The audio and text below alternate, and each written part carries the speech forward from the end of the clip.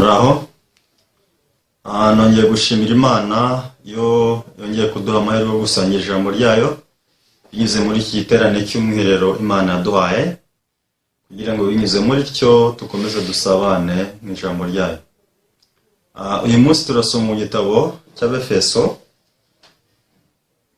igice ni icya mbere duhereye ku murongo wa 3. Abefeso igice ni icya mbere duhereye ku murongo wa 3.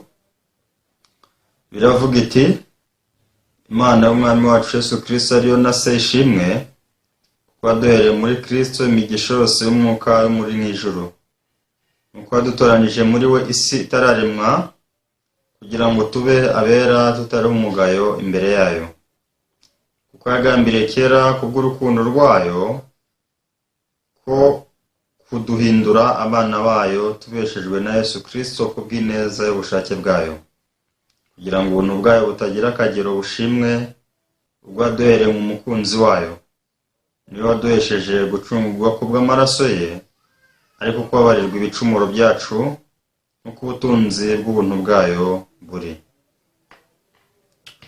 Bene data, ndagira ngo mbabwire ngo niba hari ikintu cyo kuvugwa muri iyi minsi turimo ni imbabazi z'ibyaha.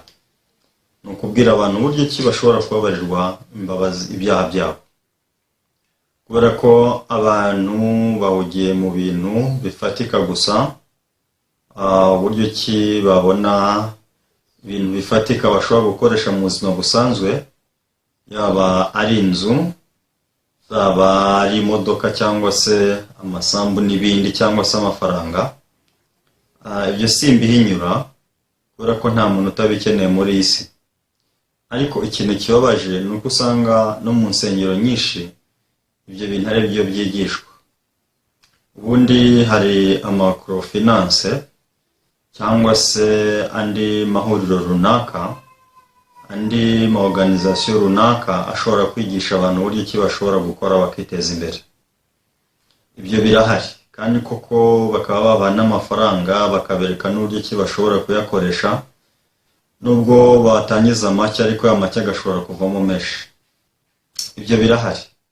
So barabikora kuko ari inshingano zabo, nibyo biyemeje, nicyo bashingiye ibyo bigo byabo, barabikora kandi bigakoreka.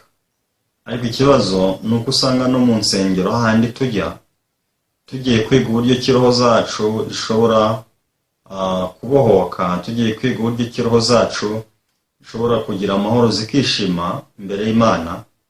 Ikibazo ni uko usanga naho usanga tuhigira uburyo ki dushobora guhirwa, uburyo ki dushobora kugira ibifatika, uburyo ki dushobora kuba twabona ibintu. Ariko mu by'ukuri ntabwo ari cyo kintu cya mbere cyagikwiye kubanza. Tuba dukwiye kubanza kumenya uburyo ki ibyaha byacu bishobora kubabarirwa.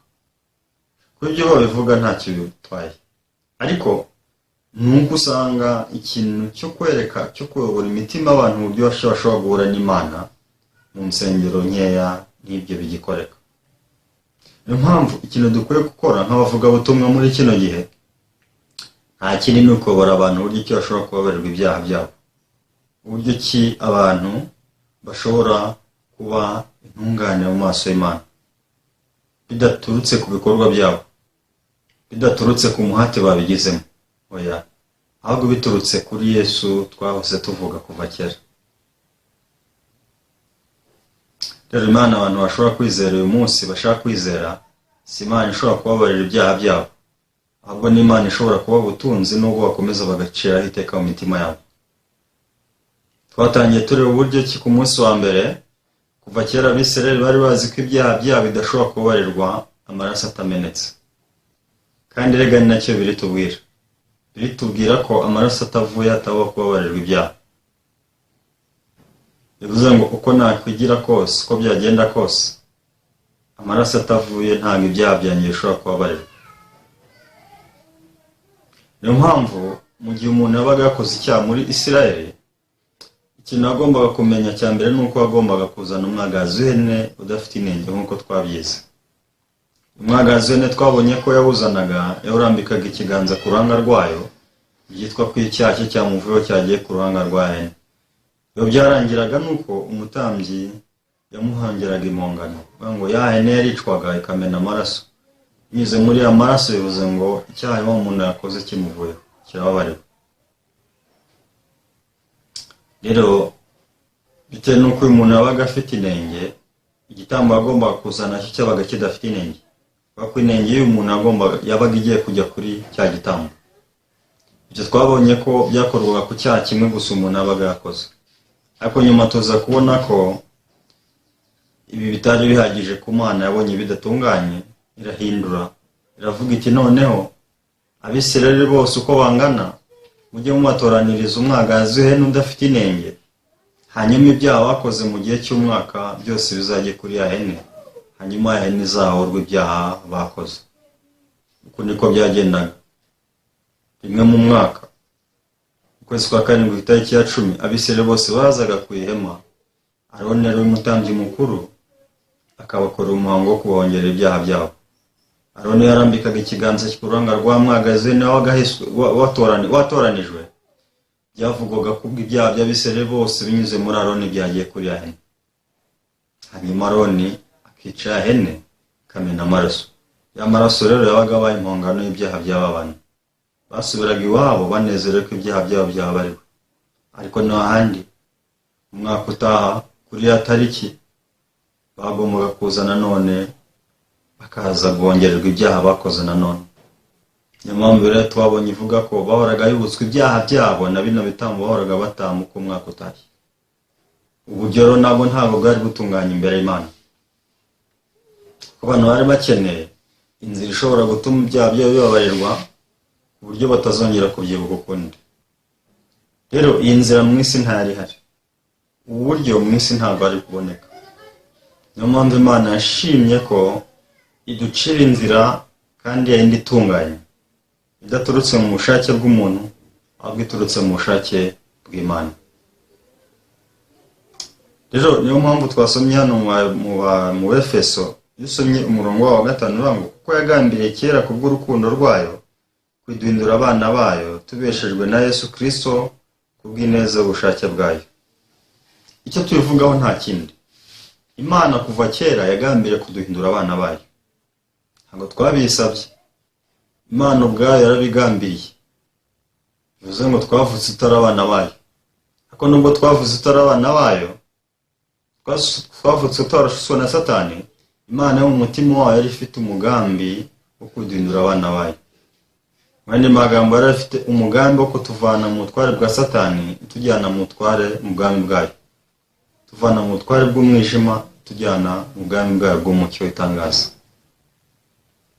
Imana yagambiriye umutima wo kuva kera ko tugomba kuba abana bayo. Rero iki gihe cyari kigeze kugira ngo Imana isoze umugambi wayo yari hasanzwe ifite muri yo. Hano biri kwerekana ko kwiduhindura abana bayo ntitwabiheshejwe n'ubushake bwacu, ntitwabiheshejwe n'umurava wacu. Oya, ntabwo twabiheshejwe n'ikindi kintu icyo ari cyo cyose, ahubwo twabiheshejwe na Yesu kubw'ineza y'ubushake bwayo. Ese Yesu yabiduhesheje ate? Yesu buryo ki yatugize abana b'Imana nta bundi yakoresheje.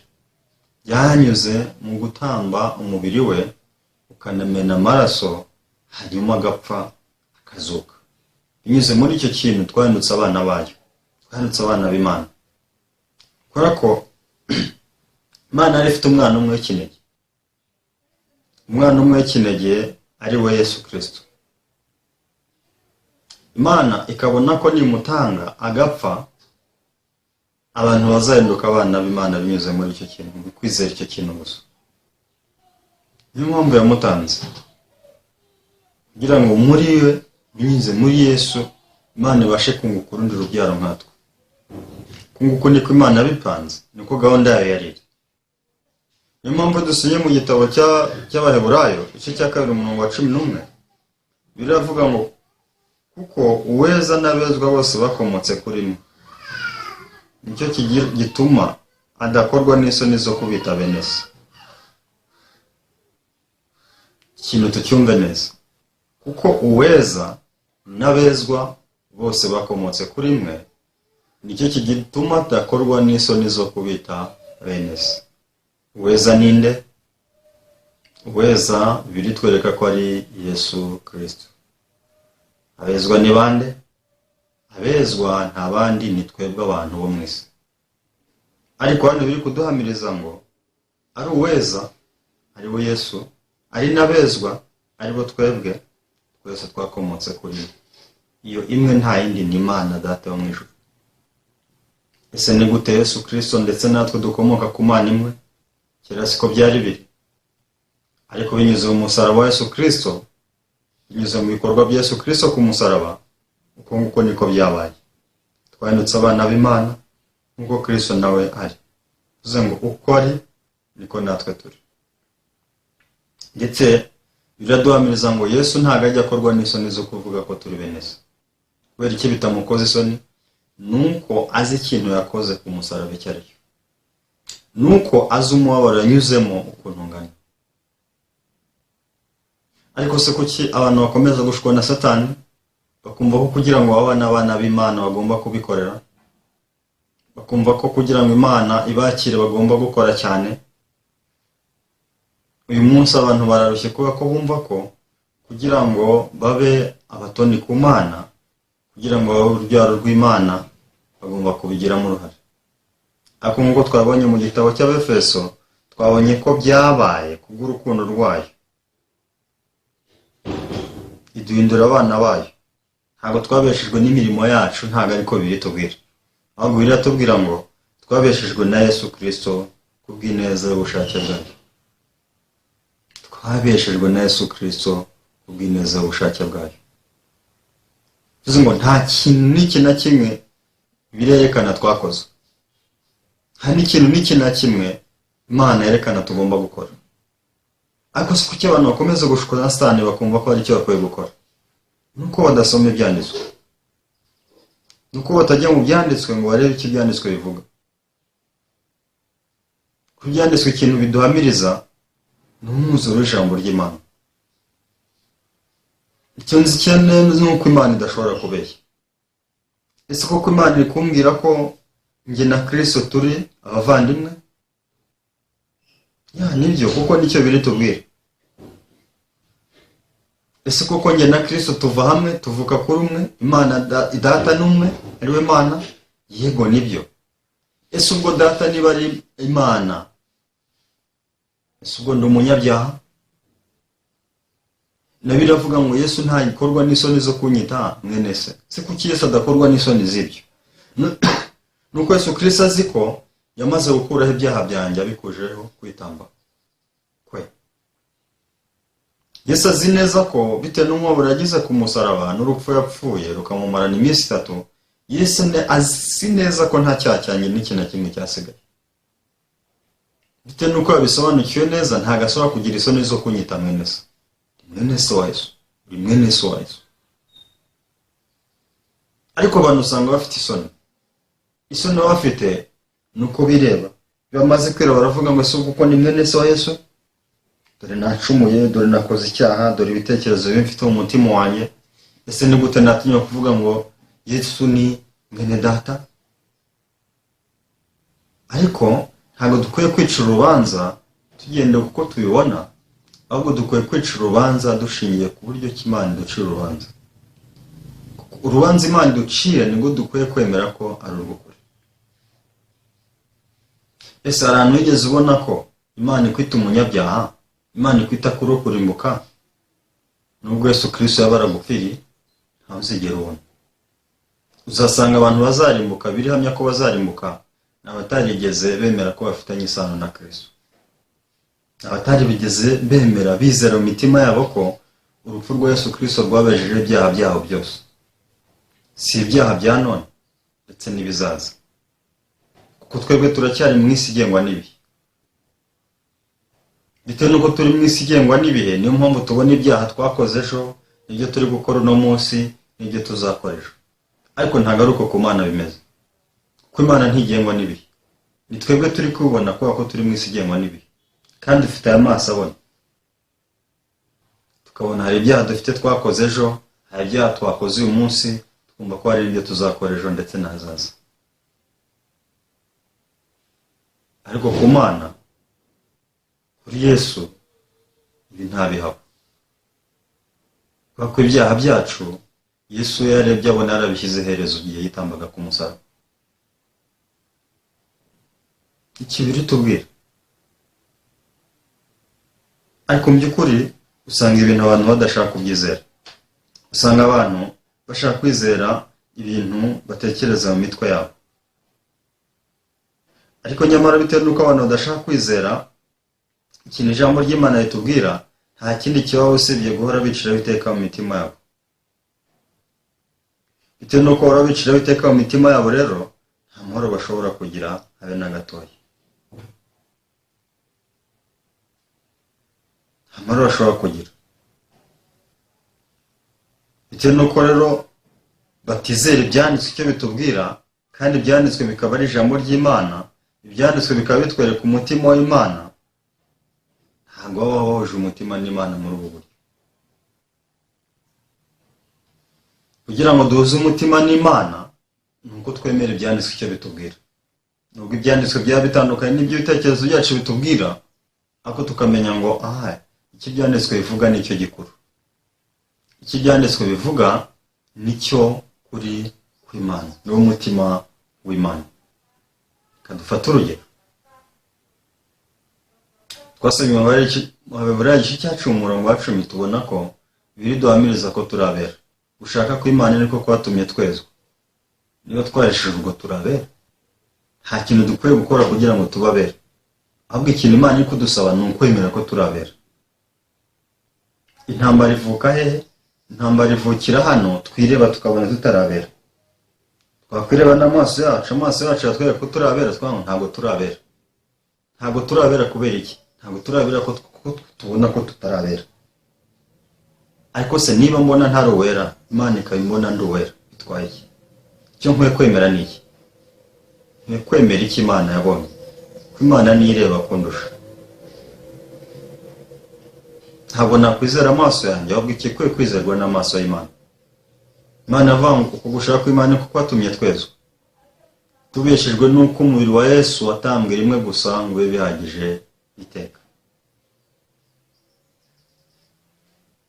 Kugushaka kw'Imana ko kwatumye twezwa.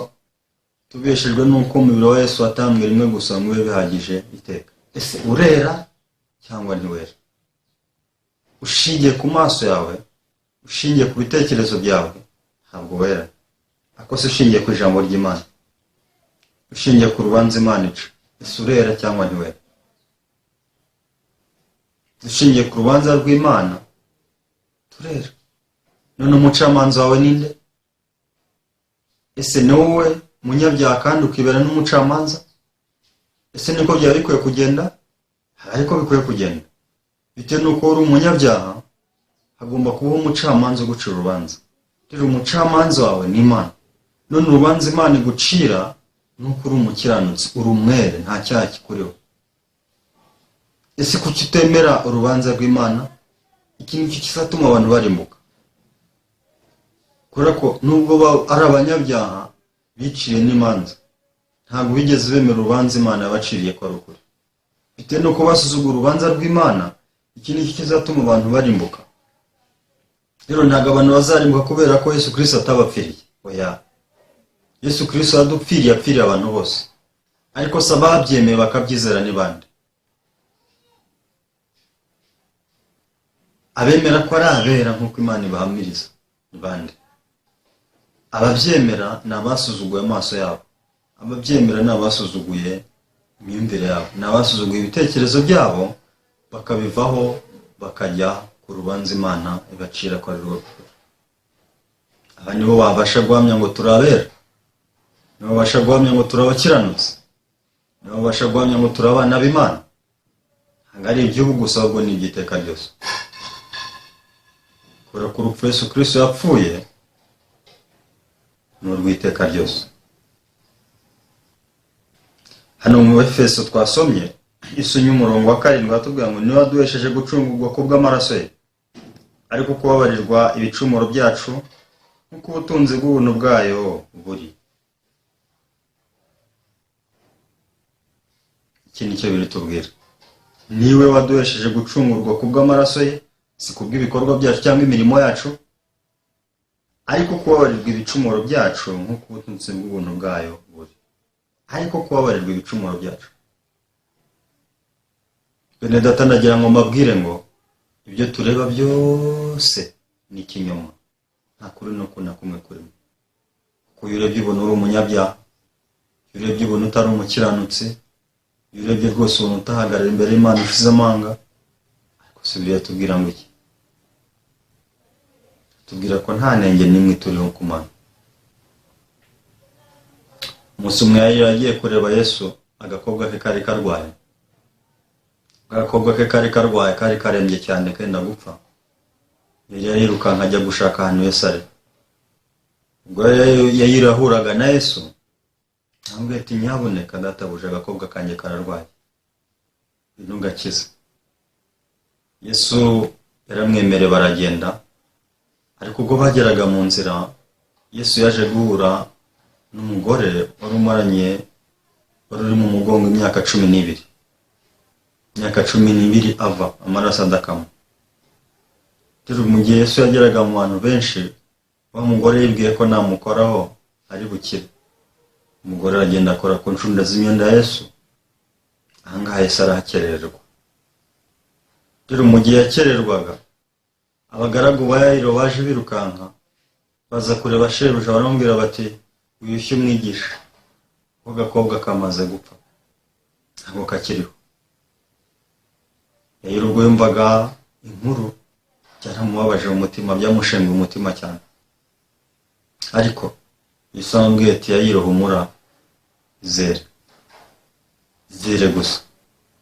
Bakomeje urugendo bajya mu rugo rwa Yayiro. Birerekana ko ubwo bageraga mu rugo rwa Yayiro, abantu bari barimo barira, bari mu majune, bafite agahinda, induru ari nyinshi, batangiye ikiriyo. Ariko ubwo Yesu yahageraga arabwiye ngo mwese muhore. Arezwa n'iki? Agakobwa ntigapfuye, ahubwo karasinziriye.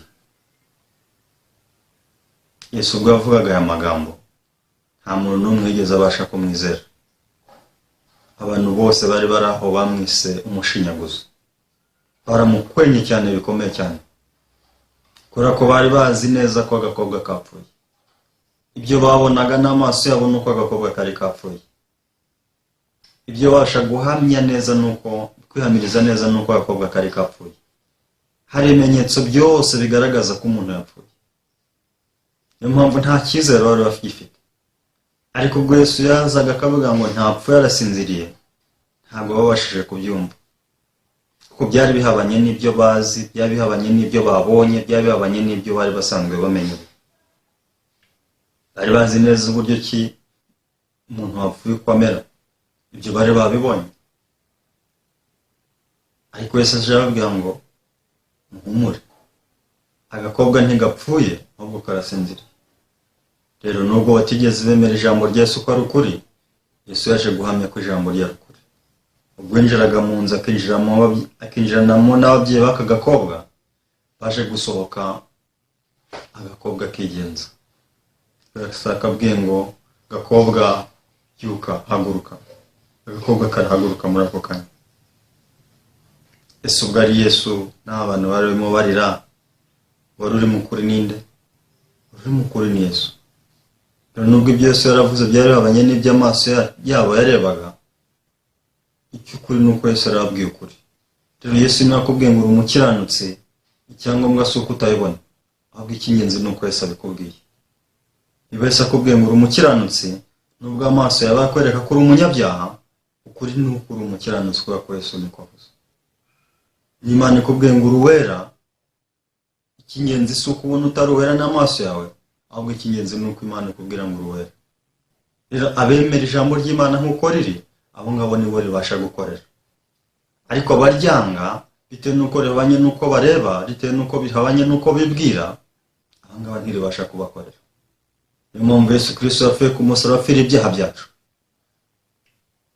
Yamennye amaraso yo ku musaraba kubw'ibyaha byacu. Kubw'aya maraso yamennye Imana iratwita abakiranutsi. Kubw'aya maraso yamennye Imana iratwita abera. Gusa abantu basubiza ngo iki? Abantu basubiza ngo ya ngo ntabwo turabera, twebwe turi abanyabyaha. se ni gute watinya kuvuga ko uri umukiranutsi? Ese ubwo ntiwabegeranyije n'Imana? Ubwo ni ubwibone. Ariko se ninde twita abakiranutsi? Ese ni twita abakiranutsi cyangwa Imana itwita abakiranutsi? Igihe Imana itwita abakiranutsi, turabakiranutsi kuko niko Imana itwita, kuko niko Imana yatugeze.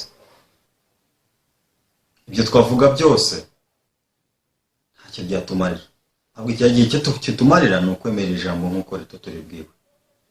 Ijambo rizadukorera. Umunsi umwe Yesu Kristo yabwiye abigishwa ati, ntabwiza ukuri ko uyu munsi mwese muri gutererana, kwanditswe ngo nzakubita umwungeri intama zitatana. Ariko Petero ari muri aho aravuga ati, Mwami, njyewe nubwo napfana nawe ntabwo nzagusiga. Nibwo Yesu Kristo yabwiraga Petero ati, Petero, ndakubwiza ukuri ko inkoko itarabika uraba umaze kunyihatwaye na gatatu. Petero amagambo ya Yesu ntabwo yigeze yemera be na gatoya. Ariko ukuri nuko Petero agomba kwihakana Yesu kuko niko Mwami yavuze. Petero ubwo yitekerezagaho yabonye rwose ntaho yakura imbaraga zo kwihakana Yesu. Petero ubwo yitekerezagaho yabonaga bitewe nuko yumvaga akunda Yesu ibi ngibi bidashobora kumubaho. Ariko Petero nubwo atabyumvaga, Petero nubwo yumvaga ari ibintu bidashobora kubaho, bitewe nuko Umwami Yesu yari amaze kumubwira Petero agomba kubyemera. Uwo Mwami, sindi kubyumva habe na gato muri njye, ako kuko bivuze ni ukuri buriya birabaho. Simbyemeye ko ndi kubyumva, simbyemeye kubera ko mbona biri bubeho, ahubwo mbyemeye kubera ko ijambo ryawe riko rivuze. Petero ntabwo yigeze abyemera muri buno buryo, yarabyanze arakana ati, no Mwami, niba ngombwa ko nagupfira ndagupfira. Ariko amaherezo yaje kugaragara ko ijambo rya Yesu ari ukuri. Amaherezo nuko Petero yaje kwihakana Yesu Kristo. Nkuko itarabika, Petero amaze kwihakana Yesu inshuro 3. Icyo nshaka kubabwira nuko igihe cyose ijambo ry'Imana ni ukuri, nubwo waba utayibona, nubwo waba utabyumva, mu gihe Imana ikubwiye ngo uri umukiranutsi, mu gihe Imana ikubwiye ngo uri uwera, ni ukuri uri uwera. Hindukira ijambo ry'Imana uba ariryo wemera. Nubwo amaso yaba atabihamya, nubwo ibitekerezo yaba bitabihamya, emera ijambo ry'Imana nk'uko riri. Ijambo ry'Imana uryemera nk'uko riri, ni ukuri rirakorera mu mutima wawe. Nikorera mu mutima wawe, uraba amahoro, uragira ibyishimo, uragira umunezero udashira. Dusomye mu gitabo cy'Abakorinto wa 2, ibice 5:19 biratubwira ngo,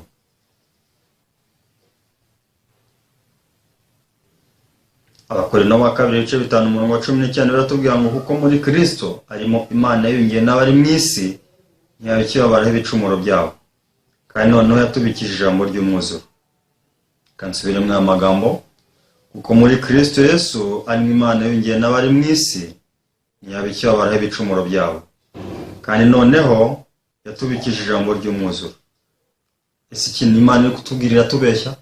Oya. Imana yatubwira ngo Imana yiyungiye natwe binyuze muri Yesu Kristo. Ese utekereza ko hagati yawe n'Imana hakirimo umworera?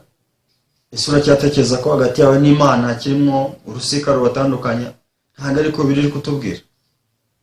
Biri kutubwira ngo Imana yamaze kwiyunga natwe binyuze muri Yesu Kristo, kandi imaze kwiyunga natwe ntiyabikitubara ibicumuro byacu n'ibyaha byacu. Ariko se niki komeza kutubwira ko Imana itubara ibicumuro byacu? Ibyo dutekereza, ibyo twibwira bitandukanye n'ijambo ry'Imana. Niyo mpamvu turi abantu bakwiriye guhindukira ijambo ry'Imana kugira ngo tubashe kuba amahoro. Imana yaguhamiriza ko itakikubarira ibyaha byawe kuko yamaze kwiyunga nawe binyuze muri Yesu Kristo. Wakira ijambo ry'Imana, wakumva uburyo cy'urukundo rw'Imana rumera mu buzima bwawe. Yesu ubwo araguhamiriza kuri mwene se. Yesu ubwo araguhamiriza ko ise na so n'umwe n'Imana. Ibyo twamunye igitabo cy'Abaheburayo cya 2:11. Kuweza n'abezwa bose bakomotse kuri imwe, icyo gituma adakorwa n'isoni zo kubita bene se. Niyo mpamvu Yesu kubera ko ari uwera, natwe turabera. Ntabwo twaba bene se wa Yesu turi abanyabyaha. Bitewe nuko Imana ari yera, natwe turabera kuko ntabwo twaba n'Imana turi abanyabyaha. Impamvu turabera biraduhamiriza nuko Imana yamaze kwiyunga natwe binyuze mu rupfu rwa Yesu Kristo. Binyuze muri Yesu Kristo Imana yamaze kwiyunga natwe, bityo ntabwo itubara ibicumuro byacu. Impamvu Imana itwita abera, impamvu Imana itwita abakiranutse, ni uko itatubara ibicumuro byacu, ni uko itatubaraho ibyaha byacu. Mu gihe Imana itubara ibyaha byacu, ni iki tubuza kuba abera? Turabera kuko Imana itubara ibyaha byacu. Imana yashaka abantu bose bagira ibyiringiro. Imana yashaka abantu bose bahindukira ijambo ry'Imana. Imana yashaka ko dushyira hasi ibicumuro, ibitekerezo byacu, ibyumviro byacu bidafite ishingiro habe na gatoya, hanyuma tugakomeza kuri ijambo ry'Imana rifite ishingiro, kuko ryavuye mu kanwa k'Imana. Ntabwo Imana ishobora kubeshya. Niringiye ko abantu twese twagira amahoro ava ku Mana. Amahoro ava ku Mana twagira mu gihe twemeye kwikomeza kuri ijambo ry'Imana aho kwikomeza ku bitekerezo byacu. Reka Imana ikomeze duhe umugisha unyuze mu ijambo ryayo. Mana yacu turagushimye, tugushimiye ku bw'ineza yawe, tugushimiye urukundo rwawe dukunze binyuze muri Yesu Kristo. Mwami, ntabwo twari tuzi ko turi abakiranutse. Twahoraga twibwira ko turi abanyabyaha, turi abanyabyaha igihe cyose. Igihe cyose twahoraga dusaba imbabazi z'ibyaha byacu uko bwije n'uko bukeye. Ariko Mwami, binyuze mu ijambo rye twasanze twari twaribeshye, nubwo tutari twarigeze twizera icyo watubwiye. Ntabwo twari twarigeze twemera urubanza ducira. Mwami, urubanza ducira si urubi, ahubwo ni urwiza. Kuduhamiriza ko turabera, uduhamiriza ko turi abana bawe, uduhamiriza ko turabera kandi nk'uko nawe. Ntabwo byaturutse mu mirimo yacu, ntacyo dusaba Mwami ngo ibi bibeho, ahubwo ni ibintu byamaze kubaho binyuze mu rupfu rw'umwana wa Yesu Kristo. Ndakwinze kugira ngo abari mu isi bose, abumvira ijambo bose Mwami, ubashe kubagirira ubuntu, batandukanye n'ibitekerezo byabo bidafite ishingiro. Mwami, bikomeze kuri ijambo ryawe, nubwo amaso yawe atayibona, ariko Mwami baryemere nk'ijambo ryawe, kandi niringiye ko rirabaha umugisha, rirabera umugisha ukomeye cyane mu buzima bwabo. Ushimire ko wabanye natwe, mu izina rya Yesu Kristo nsenze nizeye, amen. Reka Imana ikomeze kuduhana umugisha. Murakoze.